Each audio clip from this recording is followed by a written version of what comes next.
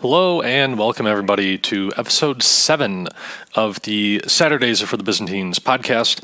I am your host, Professor Wren. Thank you for joining us. Again, the title Professor Wren is, of course, a pseudonym, not claiming to be a professor at any university, not even claiming to have a doctorate.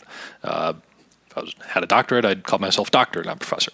So, getting that disclaimer out of the way. If you have found us on YouTube, please give the video a like, subscribe to the channel, and hit the notification bell so you never miss another episode. If you're watching on Apple Podcast or Spotify, or not watching, listening. If you're listening on Apple Podcast or Spotify or Google Play, give us a follow there. Give us a 5-star review as well. You can follow us on Instagram. The account for this show is called academics_95. So that's spelled ACADEMIX_95. And not only will I post updates there when the show is posted, but I will also be posting, memes and various other fun things from, Byzantine history or Roman history or medieval history. This is a variety of things we'll be putting up there. So you can follow there as well. Don't have a Twitter account yet, but I'm thinking Twitter account is going to be coming soon. So with that out of the way, let's get into the topic of today's show, of today's podcast. Now, last time we left off after the Battle of Adrianople, where the Goths defeated the Emperor Valens and handed the Romans their worst military defeat in over a century. And so today we're going to be talking about, Emperor Valens dies at the Battle of Adrianople, and so now the Romans need to pick a new emperor for the East, because the emperor of the West, Gratian, was still alive. Valens' brother, Valentinian, had passed away a little before Adrianople occurred, and so Gratian was still relatively young and experienced in the imperial business at this point in time. However, he does make an excellent pick for his replacement. Gratian was the Western Emperor, and so he obviously needs to pick a new Eastern Emperor, and his pick is actually a very, very good one, and it is Theodosius. Now, who was Theodosius? Let's kind of talk about his background a bit. Theodosius was a career military man. His father was also a general, also named Theodosius, and so they distinguish between the two. The father, not the emperor, was called Theodosius the Wise, and then some people refer to Theodosius the Emperor as Theodosius the Great, but I'll just be referring to him as Theodosius, less words to say. And so Theodosius served with his father on a number of campaigns across the empire, fighting almost every single barbarian enemy that the Romans had. They fought the Saxons, they fought the Franks, the Alemanni, the Sarmatians, the Quadi, you name it. Theodosius and Theodosius probably fought against these two. So he has a good military background, track record, good record of leadership, and this is going to continue on during his reign as emperor. One of the notable things that Theodosius does while he's an emperor is the Gothic resettlement. So as we talked about in the last episode, after the Battle of Adrianople, the Romans have the Gothic issue is an interesting one, because the Romans are not powerful enough to just wipe the Goths out. But at the same time, the Goths, at this point in time, are not strong enough to take down the Romans, or especially not the Romans in the East. The Goths will eventually cause the downfall of the Romans in the West. But even at this point in time, they're really not quite ready for that yet. Though it is interesting. The Goths really are if you think about it, they sack Rome multiple times. There's the 410 sack, and then there's the 476 sack. And it's really the Goths that lead to the downfall of the Western Empire. I was thinking about this before I hit record, even though I will say the barbarian group that really is the number one cause for the fall of the Western Roman Empire is going to be the Huns. The Huns easily could have destroyed the Western Roman Empire without ever entering Roman territory, which is crazy when you think about it. Because the Huns, as we'll talk about in future episodes, end up pushing all of these Germanic barbarians out of their homelands and basically turning them into refugee caravans, essentially, like we often see today in the United States. Almost every year you see news about a refugee migrant caravan coming up from Latin America to the United States border. You had similarly these migrant refugee caravans moving and coming upon the Roman border as well. And even though the Huns never sacked Rome, the Huns never attacked the city of Rome itself, they really did not even need to enter the empire in order to cause its downfall, because between the Goths and the Vandals, they really put the hurt on the Western Romans to the point where, in 476, as a governing body, essentially, the Western Roman Empire stops existing. That was a little bit of a tangent, but anyway, so Theodosius is dealing with this Gothic problem, and he manages to convince the Gothic leadership. Specifically, he talks to a guy named Athanaric. Probably also talks with Alaric, who's another important Gothic leader at this time, and he manages to get them in to do some negotiating. And he promises to settle them as had originally been agreed to when the Goths entered Roman territory. The whole point of that move was to settle the Goths in vacant land. They would farm the land, it would produce revenue, and then they would also serve as foederates, or almost like auxiliaries for the Roman army, which was very common practice throughout Roman history, to settle barbarian groups in the empire, give them land in exchange for military service and protection, and generally it worked out fairly well up until this point. This was obviously a huge disaster. But the Goths were apparently, this is kind of funny. So the Goths go to Constantinople for these negotiations with Theodosius, and apparently they entered the city and were just completely awestruck by like the pomp and circumstance and how big and flashy and impressive Constantinople was as a city. And then as well, Theodosius really kind of like rolls out the red carpet for them, gives them a royal treatment, and I think it sounds like going into the negotiations, the Goths were not very warm to the idea of settling down and signing a treaty with the Romans, but Theodosius's kind treatment of them, and again, they're just kind of awestruck of the great city of Constantinople, and the Goths actually do agree to settle down along the northern border for the Romans in the Balkans. And in exchange for the land which they're allowed to settle on, the Goths provide military service, and they do help protect the Roman border. And this agreement actually works out fairly well for a little while.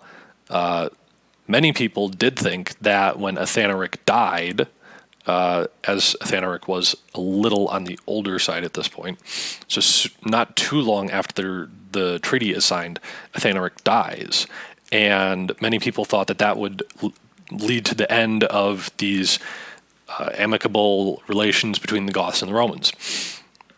However, apparently the Goths were impressed with the funeral that Theodosius put together for Athanaric. Apparently he put together a very respectful, reverent, over-the-top funeral when Athanaric dies, and this impresses the Goths so much that Theodosius had so much respect for their ruler that it allowed them to stay friends for perhaps longer than they would have otherwise. the Gothic problem is really not a problem for most of Theodosius's reign. It's not really going to be until after Theodosius that you start seeing more of the Roman Gothic conflict. Theodosius also had to deal with a number of civil wars, two of them involving a guy named Magnus Maximus. And again, as I go through this and I prep these lectures and I research these lectures, it always seems to be that these usurpers almost always have some form of Max in their title. They're always Maximus, Maxentius, it's something along these lines. I don't know what it is about the name Max and causing you to be a Roman, imperial usurper, but I guess it just comes with the name. It's like you've never met a girl named Alexis who wasn't a princess, right? Same way, you've never met a guy named Maximus who wasn't a Roman usurper, or Maxentius or Maximian or something like that. But anyway, the First Civil War starts off, so as I say, Theodosius is dealing with 3 civil wars. And so the first one starts off when this guy, Magnus Maximus, declares himself Augustus in Britain in early 384. Even though Theodosius is the Eastern Emperor, Valentinian II by this point is the Western Emperor. Gratian had died by this point in time.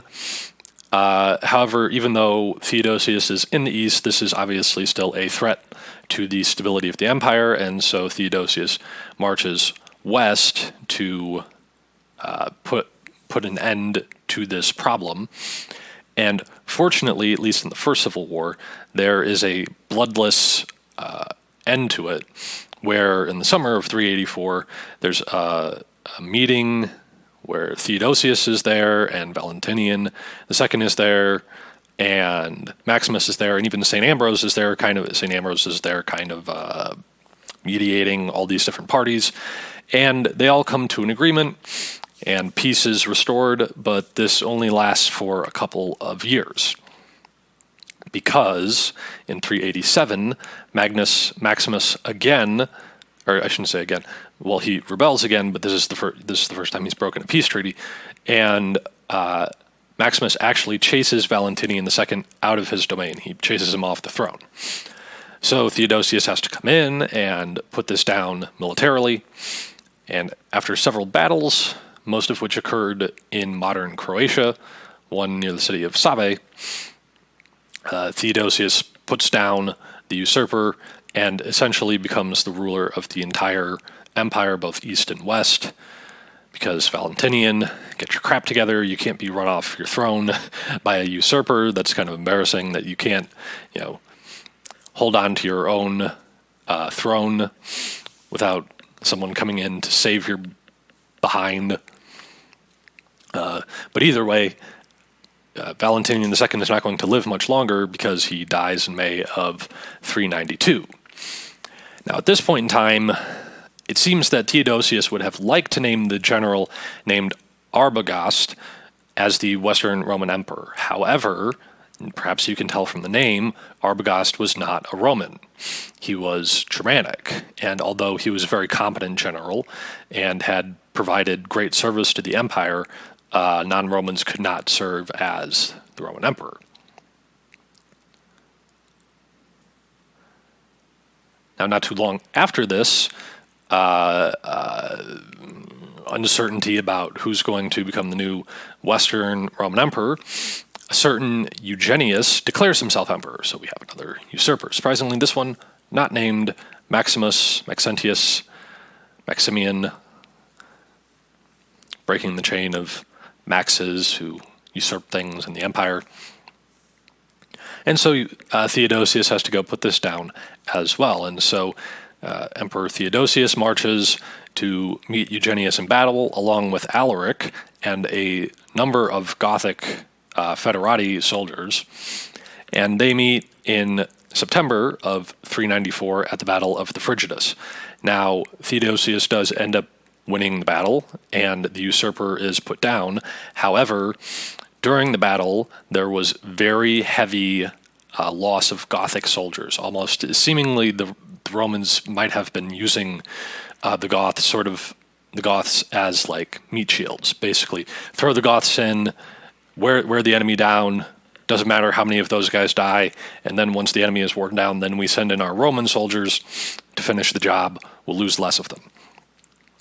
This is going to leave a bad taste in the mouth of the Goths, which we will talk about more in future episodes.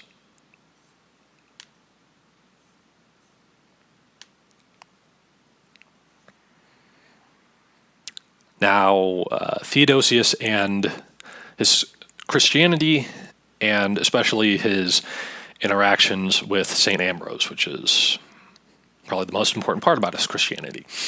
So, to start off, Theodosius is a Nicene Christian. He's not an Arian. He's not a heretic.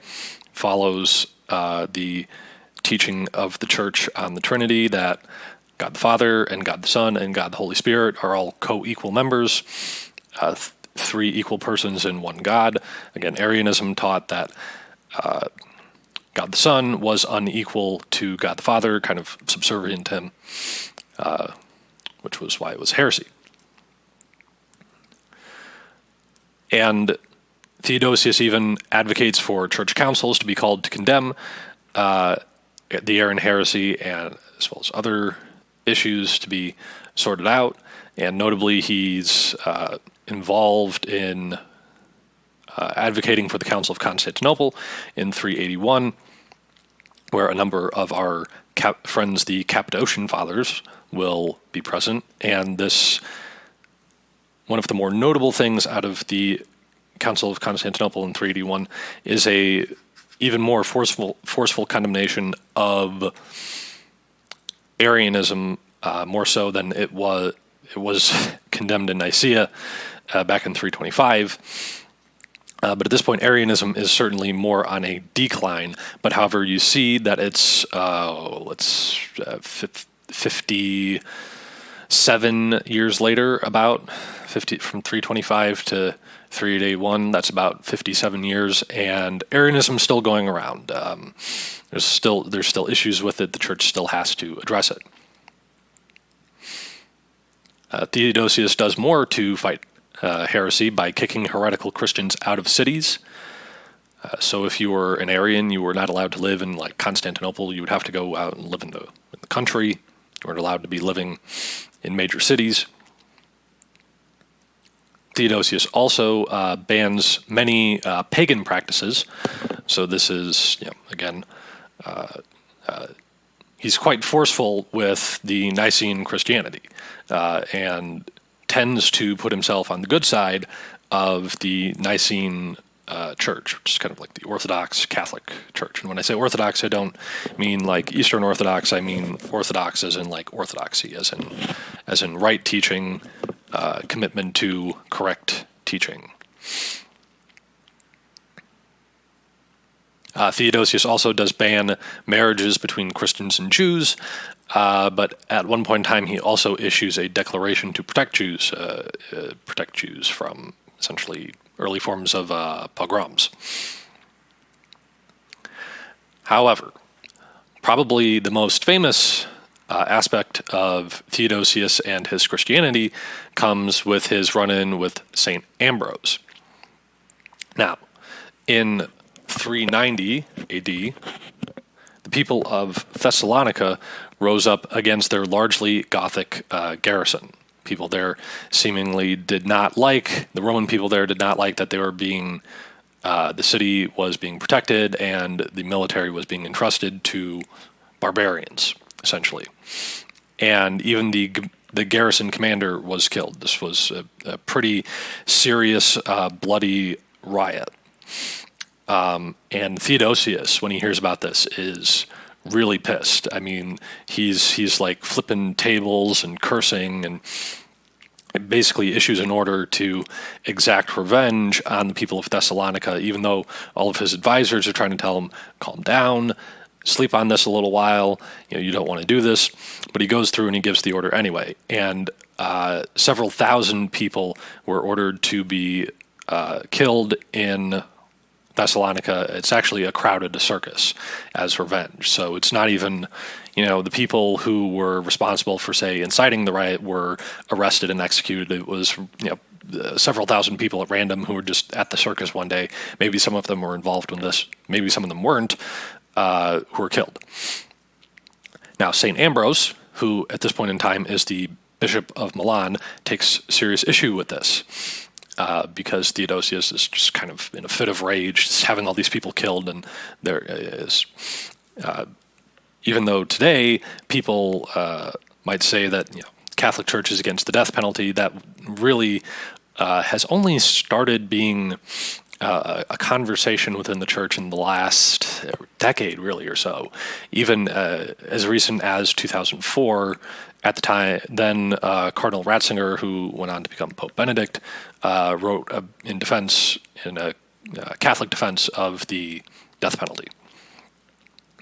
So presumably, if Theodosius had simply had the insurrectionists or the conspirators of the riot and perhaps people who could be found guilty of attacking the garrison, found them guilty of their crimes and then had them executed, St. Ambrose would not have had an issue with this. But St. Ambrose obviously takes issue with this because Theodosius just has several thousand people killed at random. There's no justice here. It's just a blind act of violence. And so what St. Ambrose does is he refuses to let Theodosius in the church, and he also refuses him the sacraments.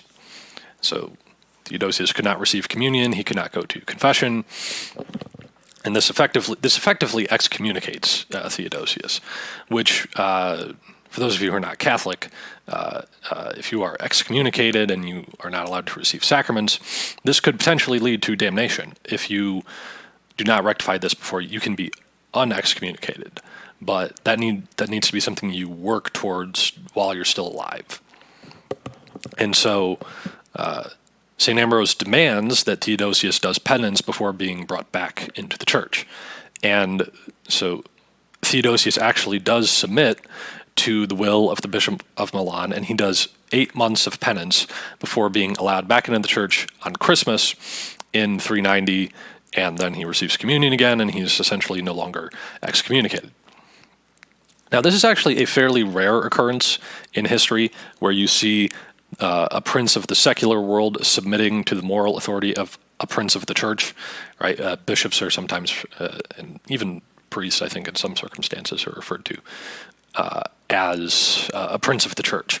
But if you really study history, I know there's this common trope of medieval Europe was ruled by the Catholic Church, and the Pope was up there he ruled Europe with an iron fist, right? Well, if you're of that mindset, I would encourage you to look up King Philip IV of France, who not only kidnaps the Pope and drags him from Rome to Avignon, basically so he can use the Pope as his puppet, but also basically shafts the Templars and uses false accusations of pagan cultic worship of the Templars to basically steal all their money, at least in France.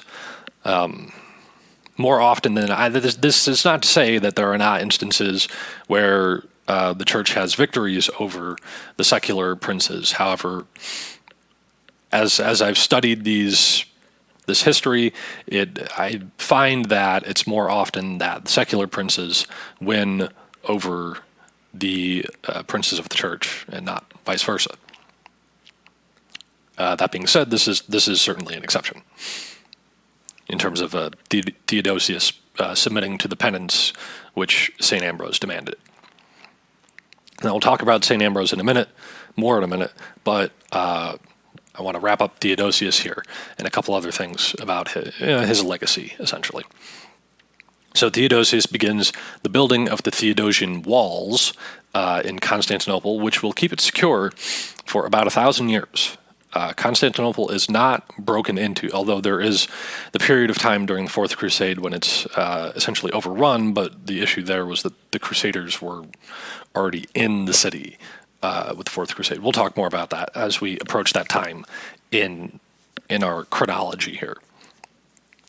But Constantinople was not invaded, the walls were not breached, the Theodosian walls were not breached for over 1,000 years from the time they're built until the Ottomans conquered the city. And even at that, that's after years of shelling the walls with cannons. And eventually, they break through the wall with the Great Bombard, the giant, this giant elephant-sized cannon. And they need to shell the walls with that thing to break down these walls. So for having being built 1,000 years prior, that's a pretty good track record.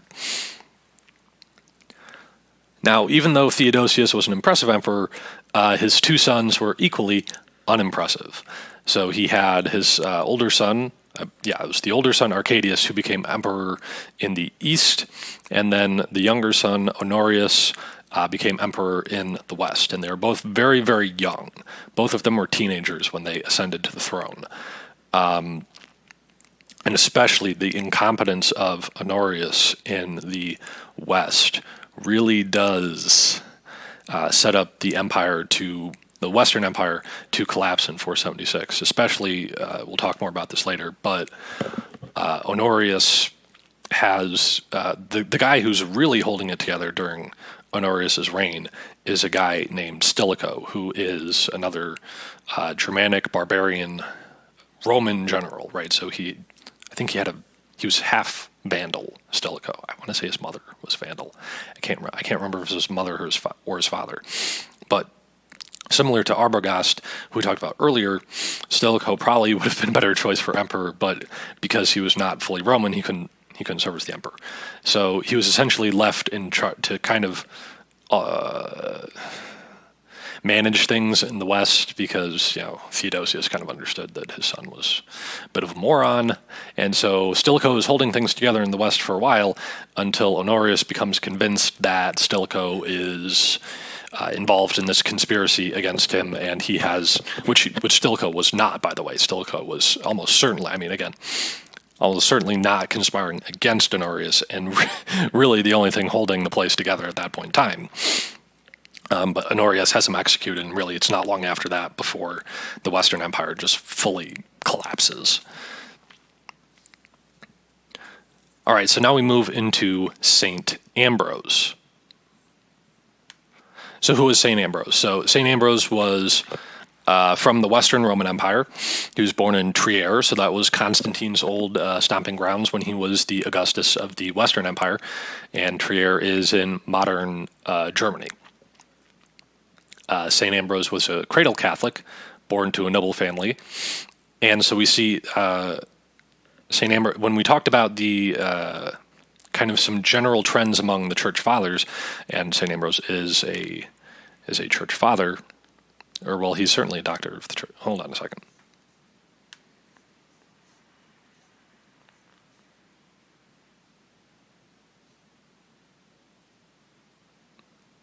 I'm reading through here. He is a doctor of the church. He is not. I don't believe he's a church father. This is.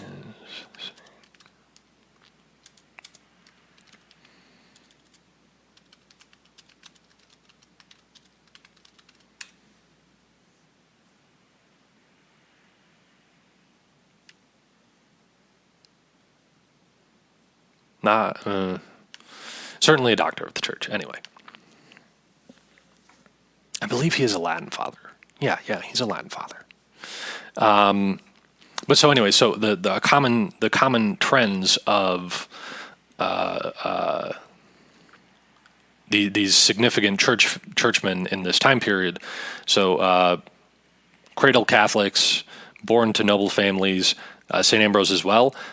He was well educated, knew Greek very well, even though he was from the West, where Latin would have been better spoken, and that gave him a really good familiarity, especially with the Old Testament.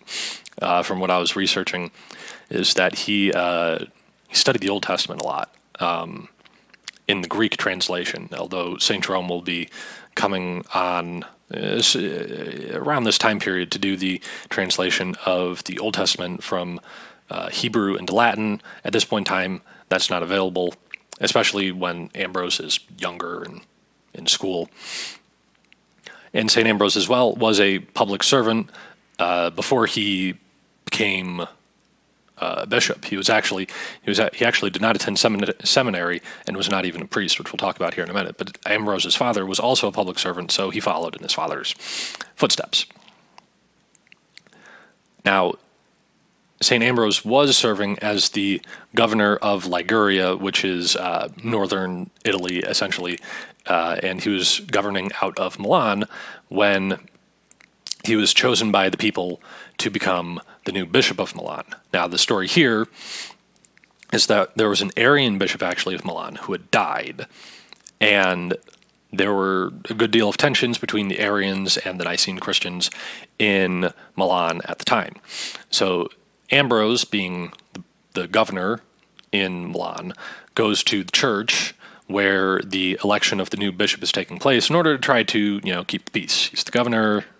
Come around, show his face, make sure there's no H-slapping, no heretic slapping, although I can't really, can you complain about a decent heretic slap? I don't think I can. But either way, when Ambrose arrived at the church, the Nicenes in the crowd acclaimed him as the bishop. They were basically saying, "We want Ambrose as our bishop. Ambrose, he's our man. If he can't do it, no one can." And initially, St. Ambrose refuses the offer because he doesn't have any formal theological training, and he was not a priest, and he felt that he was not worthy of the position.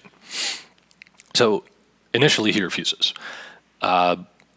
But a lot of people are trying to... Ambrose is a very well-liked figure within the Roman Empire, especially in Italy. And even the emperor himself is trying to convince Ambrose, like, "Hey, Ambrose, we could kind of use a guy like you as our bishop up there," because at this point, Milan is actually, at least politically speaking, more important than Rome was. The capital of the Western Roman Empire had been moved from Rome to Milan and then later to Ravenna. Rome...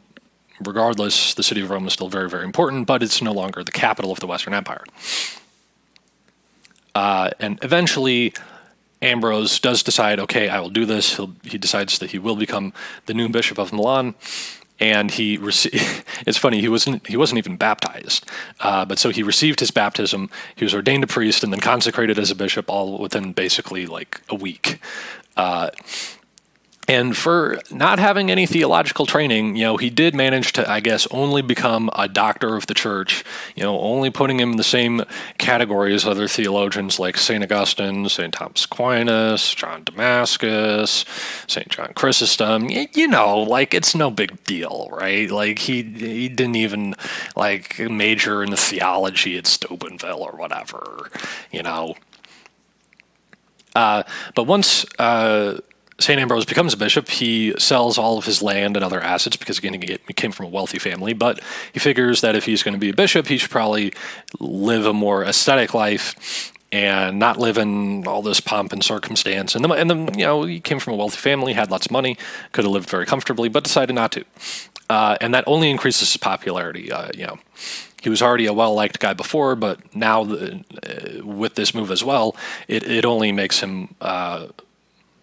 more liked, especially among common people. That's a kind of a populist move. I'm not saying he did it because it was political. I do think that this was an authentic feeling that he had, a thing that he really wanted to do. But of course, it's never going to lose you any points with the common man, right? Ambrose was... Although part of the reason he was chosen for being the bishop was because as governor, he was kind of not as harsh on Arians as some other people had been, and so it seemed like he might be sort of a mediating figure between the Nicene Christians and the Arian Christians. As bishop, St. Ambrose was actually quite harsh against Arianism, and so he defines orthodoxy and he contrasts orthodoxy with Arianism. And at one point, St. Ambrose was requested to give two of the churches in his diocese and make them Arian churches, and he refused to do so, despite a good deal of attempted persuasion. And he is apparently credited with saying that, "If you demand my person, I am ready to submit. Carry me to prison or death. I will not resist. But I will never betray the Church of Christ. I will not call upon the people to succor me. I will die at the foot of the altar rather than desert it. The tumult of the people I will not encourage, but God alone can appease it." So he's almost saying, like, I'll come home with this shield or upon it, right? I would rather die at the foot of the altar than desert the church. I mean, that is really some great stuff right there. Arguably could use some of that today.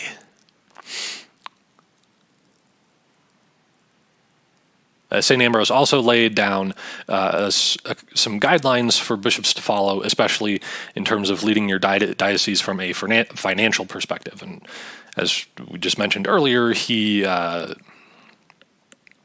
sets a precedent for this in the selling of his lands and assets, and he recommended that a bishop's finances should be divided into 4 parts. 1/4 for the bishop himself, 1/4 for the maintenance of church buildings, which are always in need of repair. I mean, again, I may have said this in previous episodes, but if you ever go to like Rome or honestly anywhere in Italy, basically any church you go into has some sort of repair or renovation, or there's some sort of construction going on in it, because these places they're just in constant need of fixing and repair. If you want a recession-proof job, go to Italy, start a contracting business that specializes in church repairs. You will never be out of work, I swear. And then 1/4 of the finances of a diocese. So first was for the bishop himself, second is for church building maintenance, and then the bishop's clergy, so the priests within the diocese should be another 1/4, and then the poor, another 1/4 of your budget essentially should be dedicated to the poor. And he also emphasized that bishops should not live a lavish lifestyle. Should not necessarily, I mean, you don't necessarily have to be like the ascetics in the Egyptian desert, but you shouldn't be living, this kind of a high on the hog type life. And one last interesting and important point about St. Ambrose is that he was highly influential regarding the conversion of St. Augustine. Now, Augustine was living in Milan at the time when his mother, who was St. Monica, was persuading him to abandon his more libertine lifestyle and come into the church. And funny enough, Augustine starts going to church basically to, 1, get his mother to stop nagging him, and 2, to meet pretty girls. That's essentially why he went. Not necessarily because he really thought that he believed in God or Christianity or any of this, but if it gets my mom to stop nagging me and I can meet some hot chicks, all right, I'll sit in there for 90 minutes on Sunday. However, going, attending church, and he was going to the church, really it would be the cathedral, because wherever the bishop is, that's technically the cathedral. So going to where St. Ambrose was saying Mass and preaching and experiencing his spiritual guidance helped lead St. Augustine to fully enter the church and become one of the greatest theologians in church history. And you could you would say like the big 3 would be St. Paul, St. Augustine, and then later St. Thomas Aquinas would really be. And obviously you have to say Aquinas at the top of that big 3. Definitely would even rival the big 3 in Miami. Not 5, not 6, not 7. Although I don't know how many rings Aquinas, Paul, and Augustine would have won. But regardless, that's enough. This isn't a basketball podcast. But that's where we're going to wrap it up for today. So if you've made it this far in the video, please be sure to hit the like button if you're on YouTube, and then as well if you're on YouTube, make sure you subscribe and hit the notification bell so you never miss an episode. These are uploaded to the YouTube channel Professor Wren. You can, if you're listening to us on Apple Podcast or Spotify or Google Play, please give us a follow. And if you're listening on iTunes or Apple Podcasts or whatever you call it, please give us a 5-star review. Only 5-star reviews are allowed. I've actually disabled it so you can only give a 5-star review. That's not true. I hardly know how to disable anything on a computer. It took me a while to figure out how to turn off the dinging text notifications on this MacBook for a while. And then as well, you can find the Instagram page for the show, which is called academics_95, and that's spelled ACADMIX_95. And there I will have announcements about the show, posting updates when episodes are uploaded, as well as posting like memes about history, Byzantine, Roman, medieval history, all that kind of stuff. We'll have some fun times on the Instagram page as well, so make sure to go give us a follow there. And so that's all we have for today, and I'll see y'all next time.